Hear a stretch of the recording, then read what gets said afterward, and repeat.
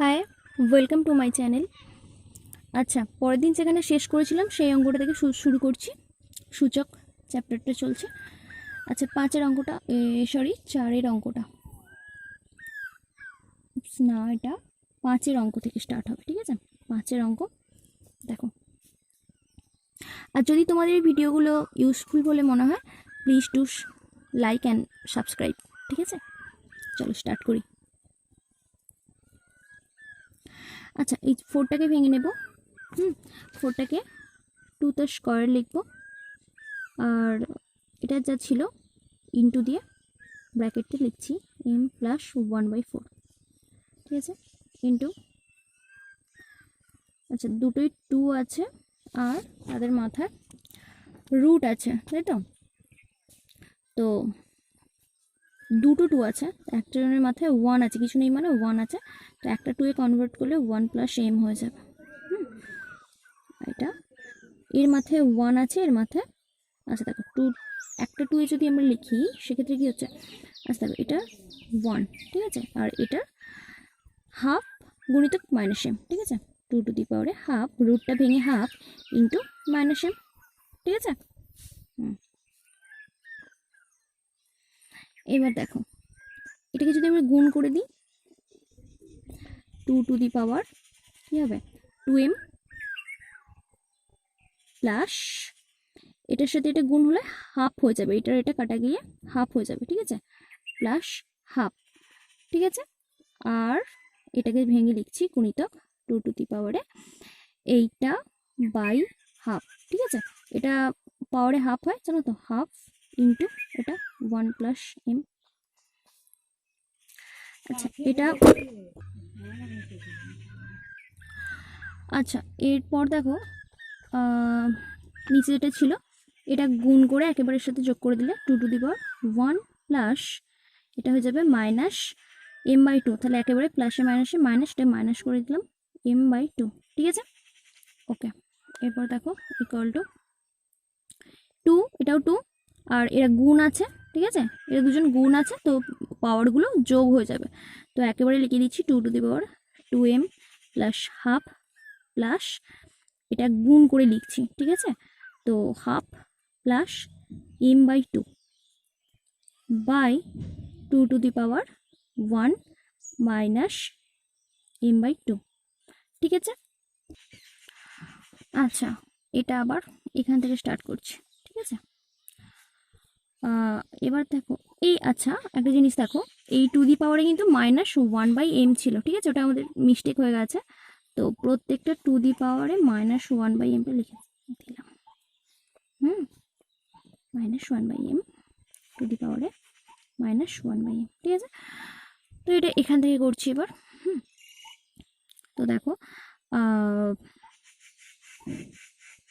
এটা 2 to the power something by 2 to the power আবার something. ঠিক আছে, তো এটা যখন ওপরে উঠবে, যেহেতু দুটোই 2 সেক্ষেত্রেই সম্ভব হচ্ছে, তো ভাগের ক্ষেত্রে কি এটা পাওয়ারটা বিয়োগ হয়ে যায়, তো এটাকে বিয়োগ করে দেবো। ঠিক আছে, তো 2 টু দি পাওয়ার যা ছিল তাই লিখলাম, 2m plus half plus half plus m/2 বিয়োগ এইটা। ঠিক আছে, বিয়োগ দিয়ে এটা লিখবো। তো দেখো এটা কিন্তু চেঞ্জ হবে, হ্যাঁ সাইন চেঞ্জ হবে, এখানটা যেন ভুল না হয়ে যায়, বিয়োগ দিয়ে এটাই থেকে যাবে না। তো নিচে আর কিছু রইলো না, এটা টু দি পাওয়ারে হয়ে গেল 1/m। ওকে, ঠিক আছে, ইকুয়াল টু, দেখো আচ্ছা আরেকবার লিখি, 2 to the power 2m plus, আচ্ছা এই হাফ হাফ 1 হয়ে গেছে, হ্যাঁ যোগ করলে 1 প্লাস m/2 মাইনাস, এখানে প্লাস আছে, প্লাসে মাইনাসে মাইনাস, আর মাইনাসে মাইনাসে প্লাস m/2। ঠিক আছে, তো এর হোল টু দি পাওয়ারে আবার 1/m ইকুয়াল টু, আচ্ছা এখানে +1 এখানে -1 কেটে গেল। ঠিক আছে, 2 to the power 2m, m/2 তাহলে কি হয়ে যায়, m হয়ে যায় প্লাস m। ঠিক আছে, টু দি পাওয়ারে 1/m equal to 3m, 2 to the power 3m যোগ করলে ইন্টু ব্র্যাকেটটা তুললাম, এটা গুণ হয়ে গেল, কেটে গেল, 2 টু দি পাওয়ার কিউব মানে কত 8। ঠিক আছে, এটাই অ্যান্সার। আচ্ছা, নেক্সট অঙ্কটা আমরা টুকে নিয়েছি। দেখো 6 অঙ্ক। তো 9কে ভেঙে কি লিখবো? 3 স্কোয়ার, ঠিক আছে, 2 ইন্টু -3, ঠিক আছে, ইন্টু 16কে কীভাবে ভাঙা যায়? একদম 2 ঠিক আছে, 2 ইন্টু 1/4, ঠিক আছে। আর সিক্সকে কী করে ভাঙা যায়? 3 ইন্টু 2 6 ভাঙলে 3 ইন্টু 2 হয়, 2 ছিল। এবং যখন এটা ভাঙবো তখন ব্র্যাকেটটা তুলবো, তখন প্রত্যেকে আলাদা আলাদা মাথায় -2 চলে আসবে। আচ্ছা, ইন্টু 1/27। আচ্ছা, 27কে ভেঙে 3 ঠিক আছে, -4/3। তো এটা দেখো ইকুয়াল টু 3 -3 দুগুণে 6, ঠিক আছে, ইন্টু এগুলো যেগুলো উপরে আছে এটা কেটে যাচ্ছে, 4 ঠিক আছে। আর এটা নিচে কত থাকছে? নিচে থাকছে 3 -2 ইন্টু 2 -2, ঠিক আছে। আচ্ছা, এটার কি হচ্ছে? আচ্ছা দেখো, এটা যদি এরকম থাকে যে 3 নিচে, তাহলে ওপরে উঠলে কি হবে? -3 হয়ে যাবে, ঠিক আছে। তো এটাকে এইভাবে লিখছি, ইন্টু 3 -3 ইন্টু পাওয়ার -4/3, ঠিক আছে, ঠিক আছে, ইকুয়াল টু।